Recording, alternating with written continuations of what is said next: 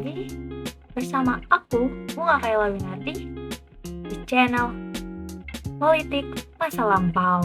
Nah, untuk hari ini aku akan membahas salah satu tokoh yang benar-benar wow banget sih menurut aku. Siapa sih yang gak tahu beliau gitu? Udah ulama, jadi presiden lagi, presiden keempat Indonesia, Abdul Rahman Wahid atau biasa yang dipanggil dengan Gus Dur. Sebelumnya kalian udah pada kenal belum sih sama Gus Dur?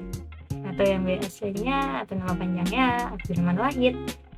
Nah, Gus Dur ini adalah presiden keempat Indonesia yang masa jabatannya tuh kurang lebih 2 tahun.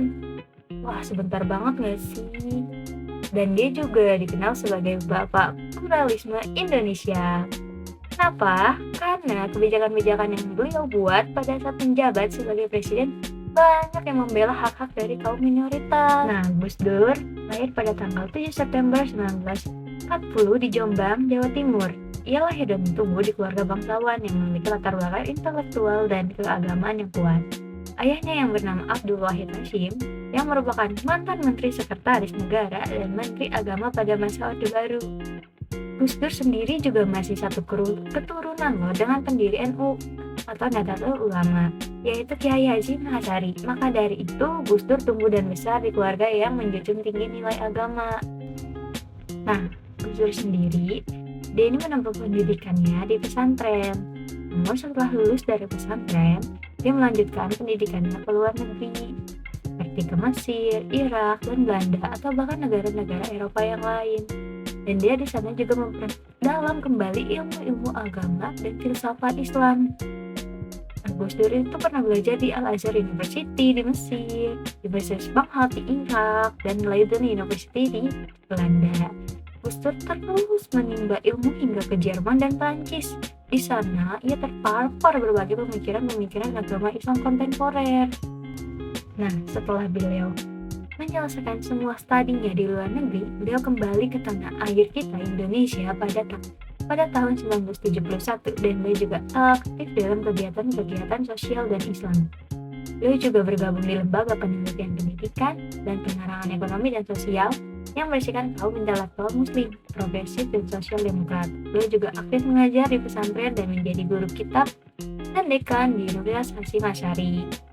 Karena latar belakang yang ia miliki, ia selalu diminta untuk bergabung bersama NU.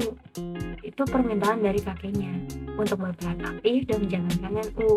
Namun, karena permintaan ini itu sangat bertentangan dengan aspirasi Gus Dur dalam intelektual publik dan ia selalu menolak permintaan tersebut hingga 2 kali sampai akhirnya kakeknya sendiri, Kiai Haji Hasyim Asy'ari, turun tangan untuk meminta Gus Dur bergabung dalam NU. Dan kemudian setelah itu Gus Dur pindah dari Jombang ke Jakarta untuk menetap di sana karena Gus Dur sudah memilih untuk bergabung bersama NU. Makanya dia pindah dari Jombang ke Jakarta untuk menetap di sana. Nah, sejak saat itulah Gus Dur semakin aktif di dunia politik dan Gus Dur mendapatkan pengalaman kampanyenya pertama bersama dengan Partai Persatuan Pembangunan atau PPP pada pemilihan umum legislatif pada tahun 1982. PPP sendiri itu adalah partai yang merupakan 4 himpunan termasuk NU. Gus Dur pernah menyebut bahwa pemerintah mengganggu kampanye PPP dengan menangkap orang-orang seperti dirinya. Namun, kenapa Gus Dur bisa tetap lolos? Karena dia memiliki hubungan baik dengan Jenderal Benny Murdadi. Nah, di NU sendiri, Gus Dur mempunyai jabatan sebagai penasihat agama dan juga memimpin sebagai reforman NU.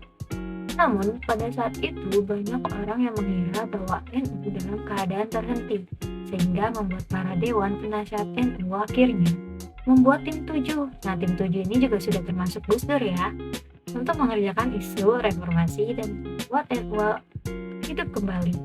Reformasi yang terjadi itu seperti perubahan ketua. Nah, terjadinya hal ini itu akhirnya membuat petinggi-petinggi NU membuat sebuah pertemuan. Nah, NU dengan ketua NU. Pada saat itu Idam Calit, mereka meminta Idam Calit untuk mengundurkan diri dari jabatannya.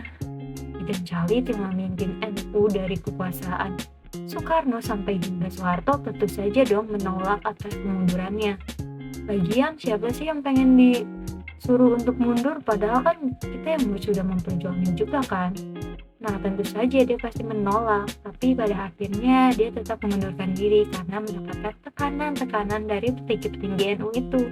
Nah, Gus Dur sendiri yang mendengar hal itu langsung menemui Idam Jalil dan bilang kepadanya bahwa pengundurannya itu tidak konstitusional. Nah, karena himbauan dari Gus Dur, Idam Jalil membatalkan pengundurannya.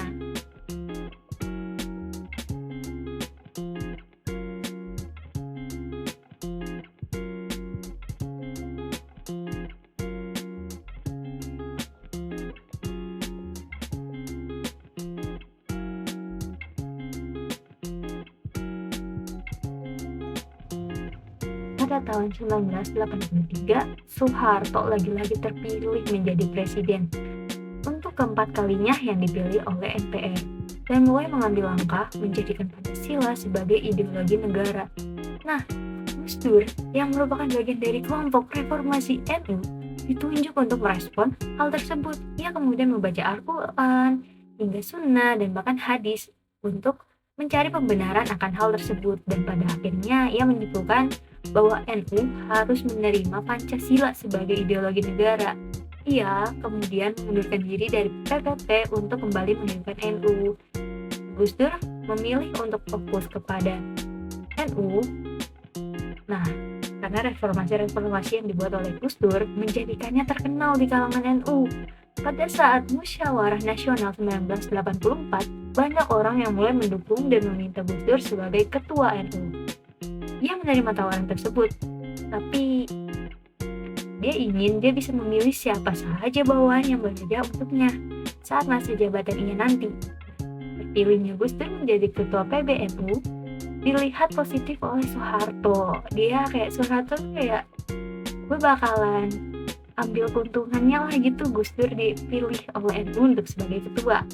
Dan rezim Orde Baru juga malah setuju, dan dia juga disukai oleh pemerintahan Orde Baru gitu. Meskipun Gus Dur itu tetap kritis pada rezim tersebut dengan mengkritik PPP dalam pemilihan umum legislatif dan mengkritik pemerintahan Orde Baru. Namun Soeharto tetap mendapatkan dukungan dari NU. Pada masa jabatan pertama ia menjadi ketua NU, Gus Dur mereformasi sistem-sistem pesantren sehingga dapat setara dengan pendidikan sekolah-sekolah lainnya. Dan ia juga mendirikan sekolah di Purwolinggo. Ia kemudian terpilih kembali menjadi ketua PBNU. Nah, Gus Dur juga diajak nih untuk bergabungan ICMI, tapi ia menolak karena ia kira hanya akan memperkuat Soeharto. Dan Gus Dur juga mendirikan forum demokrasi untuk melawan ICMI ini. Gus Dur juga membuat acara Munas kembali.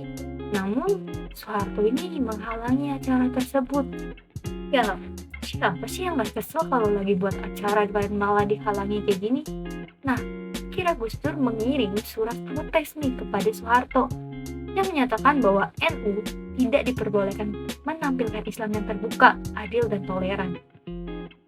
Makanya bisa diberikanlah surat itu kepada Soeharto. Dan mungkin itulah yang membuat agak sedikit merenggang ya NU dengan Soeharto.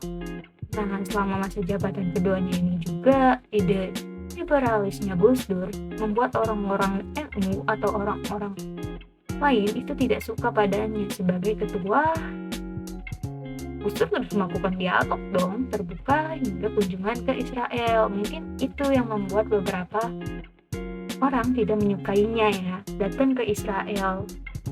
Nah, pada pemilihan ketua NU yang ketiga, Gus Dur menominasikan dirinya kembali. Nah, mendengar hal itu, Soeharto dan para pendukungnya tentu saja dong menolak hal tersebut. Bahkan saat Munas diadakan, acara itu tuh dijaga ketat loh oleh para ABRI. Bahkan terjadi proses suap menyuap kepada anggota NU. Hanya untuk apa? Hanya untuk tidak memilih Gus Dur kembali menjadi ketua PBNU yang ketiga kalinya. Namun, siapa sih yang bisa melakukan hal itu? Gus Dur tetap terpilih. Nah, dari sanalah perjalanan politik Gus Dur kembali dimulai dengan sangat menantang hingga ia menjadi seorang presiden kita yang keempat, Presiden Gus Dur atau Abdurrahman Wahid. Sekian, terima kasih atas perhatiannya.